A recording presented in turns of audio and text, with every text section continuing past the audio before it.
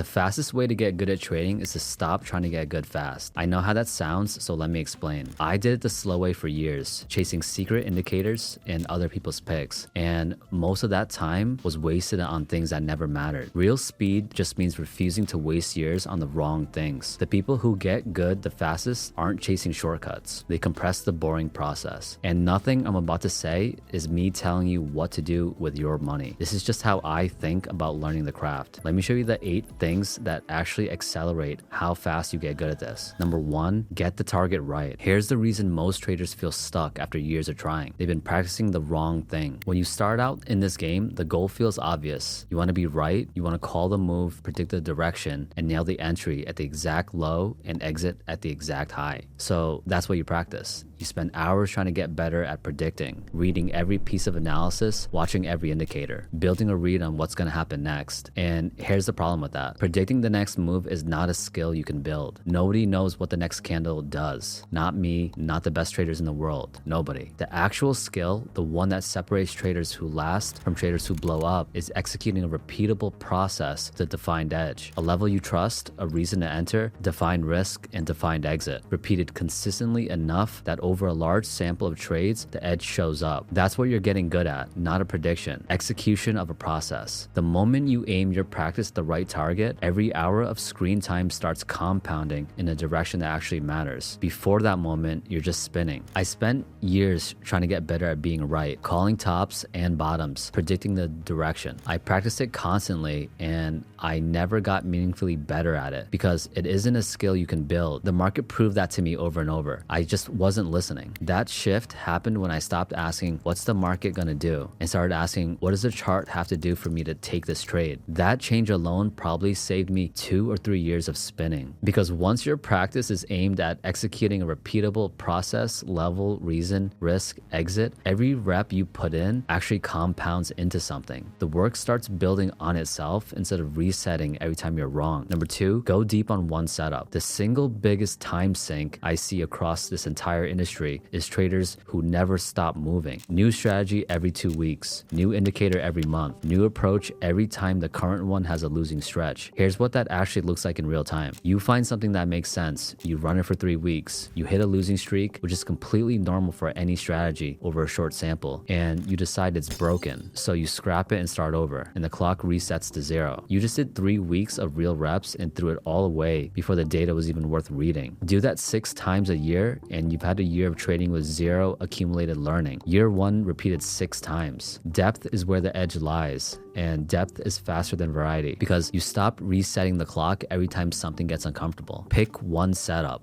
built off a level you understand, support, resistance, and context on the higher time frame. Run it until you know it well enough to explain exactly why it works, when it works, and exactly why it fails and when it fails. That understanding is the edge. You cannot shortcut your way to it. The setup I tell any serious beginner to go deep on first is a support reclaim. Price pulls back to a level that has proven itself on the daily or weekly. Test it and shows you buying volume coming in. A close back above that level or a strong rejection candle at it. Then you enter on the reclaim with a stop below that level and a target at the next resistance above. That is one setup because when you run it enough times to understand exactly why it works, when it works, and exactly why it fails when it fails, the level was wrong, the context was against you, the volume told you something you ignored. You have a real edge. Not because the setup is magic, because you understand it well enough to filter the good ones from the bad ones. That understanding only comes from depth, and depth only comes from commitment to one thing long enough. Number 3, build a feedback loop. I'm gonna say something that sounds obvious and almost nobody actually does. Without a record of what you're doing and why, you cannot improve. Not slowly, not at all. Here's why. Without a record, every week feels like a fresh start. You make a mistake on Monday, forget about it by Friday, and make the same mistake again 2 weeks later. Then again a month after that. 10 years of trading that way is year 1 repeated 10 times. I've watched it happen. The feedback loop changes all of that. It's the mechanism that turns time into actual improvement. What to log? The setup, the level you were trading, your reason for entering, where you sized and why, where you exited,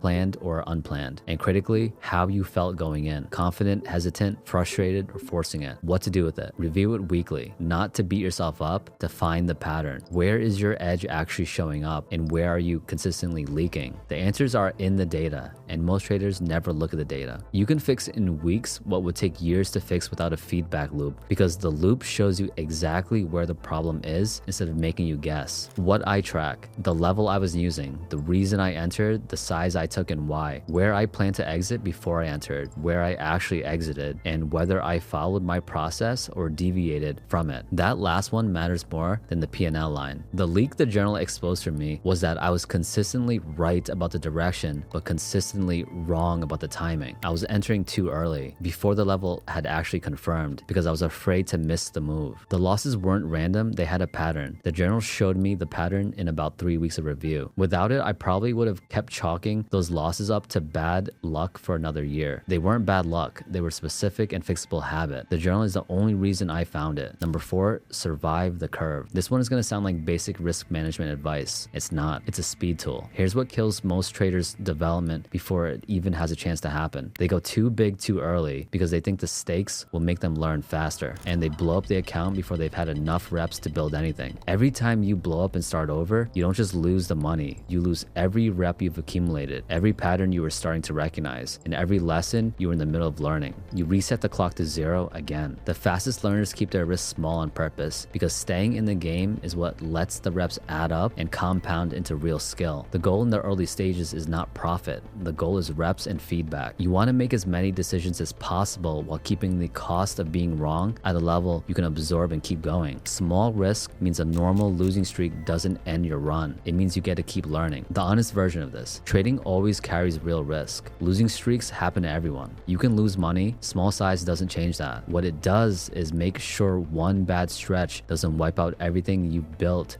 before you've had a chance to build it. When I was building the skill, my personal life was simple. I would not put on any size that changed how I thought about the trade. The moment I caught myself hoping a trade would work instead of executing a plan around it, that was my signal that I was too big. I'm not a financial advisor. This is just how I think about it for myself. The practical test. The trade goes against you right after you enter. Can you manage it with a clear head? Can you evaluate the chart objectively and make a rational decision? Or does the dollar amount make you emotional before you can even think straight? If it's the second one, cut the size until it's the first one. The goal in the learning phase is reps and feedback, not profit. You cannot get reps and feedback if you blow up the account before you've accumulated either. 5, get around people who already do it. There's a version of learning this where you figure out everything yourself, trial and error, solo, until something clicks. I know exactly what that version costs because I lived it. Every mistake you make alone is a lesson you pay full price for, in time, in money, in confidence. And here's what stings about it: most of those mistakes have already been made by someone else. The lesson already exists. You just don't know where to look because you're doing it alone. The fastest way to skip it is to get around people who already trade a real process and borrow the map instead of drawing it from scratch. And I want to be specific about what that actually means. You're not copying trades, you're copying the thinking. Watch how an experienced trader walks through a setup, the level they're using, the context they're zooming out to check, the question they ask before they size, the exit they have in mind before they enter. That thinking is what took them years to develop, and you can absorb it in months if you're paying attention to the right things. When I started getting around people who are already trading a real process, the thing that I absorbed fastest wasn't a specific setup or a specific level. It was how they thought through a trade before they put it on. The questions they asked: what does the weekly look like? Where's the nearest significant level? What does price have to do for me to be wrong? What's my target, and is the risk reward actually there? That thinking, that internal checklist, is what takes years to build when you're grinding solo. When you can watch someone who's already built it through a trade in real time, you absorb years of their mistakes through a conversation, not because they're handing you the answer, because you're seeing the decision-making framework from the inside. That is the thing you can't get from a course or a book. You get it by watching how someone who actually does it thinks. Number 6, kill the emotional loops. Here's something most traders won't admit. They know the rules, they read the books,